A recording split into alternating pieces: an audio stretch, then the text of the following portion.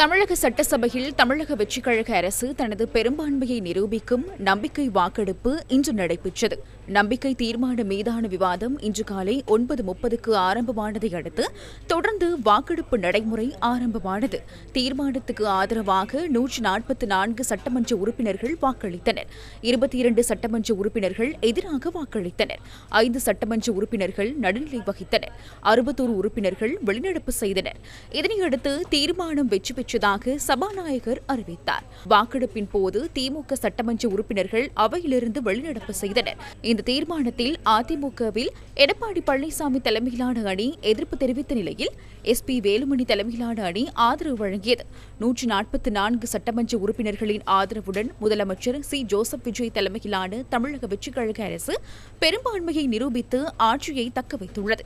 இங்கு குதிரை பேரம் நடந்ததாக இன்றைக்கு எதிர்க்கட்சிகள் அத்தனை பேருமே அதை சொல்லும் பொழுது இதுவரை தமிழக அரசியல் வரலாற்றில் நடக்காத ஒரு விஷயம், அதுவும் இந்த வரலாற்று சிறப்பு மிக்க இந்த அவையிலே இந்த முக்கியமான நாளில அதை பற்றி பேச வேண்டிய ஒரு நிலையை ஏற்பட்டதற்காக உண்மையில் நான் மனம் வேதனை அடைகிறேன். முதலமைச்சர் அன்னைக்கு சொன்னாரு, இங்க முகம் மூடி யாரும் செல்ல வேண்டிய அவசியம் இல்லை, அனைவருக்கும் ஒரு வெளிப்படையான ஆட்சி தான் செய்வோம் என்று. அப்படி இருக்கையில் முதல்வர் அவர்களை சந்திக்க யார் முகத்தை மூடிக்கொண்டு அன்று வாகனத்தில் சென்றார்கள் என்பதை நிச்சயமாக மக்களுக்கு தெரியப்படுத்த வேண்டும் என்பதை இந்த நேரத்திலே நான் கேட்டுக்கொள்கிறேன். ஏன்னா அதற்கு காரணம் குதிரை பேரம் என்றால் இதைவிட ஒரு தலைகுனிவு இந்த வரலாற்று சிறப்புமிக்க அவையில் எதுவுமே கிடையாது. ஊழல் சக்தின்னு சொன்னீங்க. ஆனா இன்னைக்கு சோசியல் மீடியால மக்கள் உங்களை பார்த்து கேள்வி கேட்க ஆரம்பிச்சிட்டாங்க.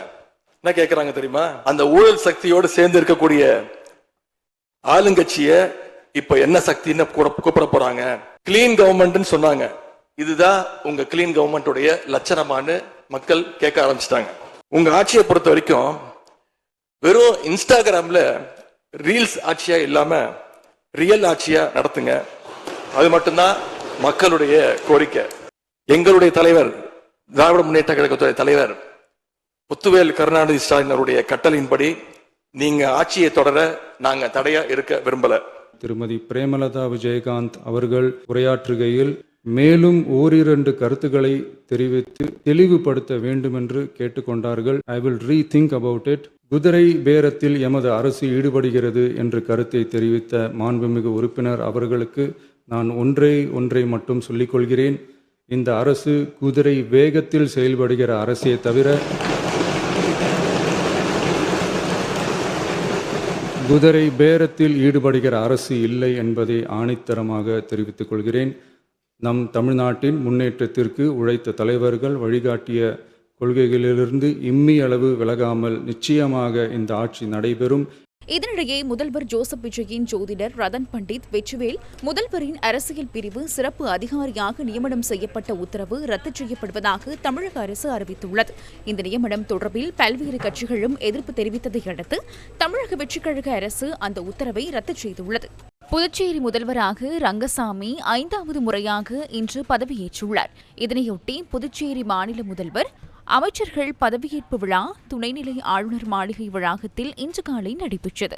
இதில் புதுச்சேரி மாநில முதல்வராக 5வது முறையாக ரங்கசாமி பதவியேற்றதுடன் அவருடன் அமைச்சர்களாக பாஜக நமச்சிவாயம், NR காங்கிரஸ் மல்லாடி கிருஷ்ணா ராவ் ஆகியோரும் பதவியேற்றனர்.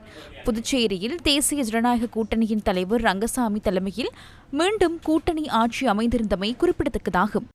இதனிடையே கேரளா சட்டப்பேரவை தேர்தலில் காங்கிரஸ் கட்சி வெற்றி பெற்றுள்ள நிலையில் முதல்வரை தேர்ந்தெடுப்பதில் தொடர்ந்தும் இழுபறி நீடிப்பதாக இந்திய செய்திகள் தெரிவிக்கின்றன. 10 ஆண்டுகளின் பின்னர் காங்கிரஸ் ஆட்சியை கைப்பற்றியுள்ள நிலையில் முதல்வர் பதவியை பெறுவதில் மூத்த தலைவர்களான KC வேணுகோபால், ரமேஷ் சென்னிதலா, VT சதீஷன் ஆகியோருக்கிடையே கடும் போட்டி நிலவுவதாக செய்திகள் தெரிவிக்கின்றன.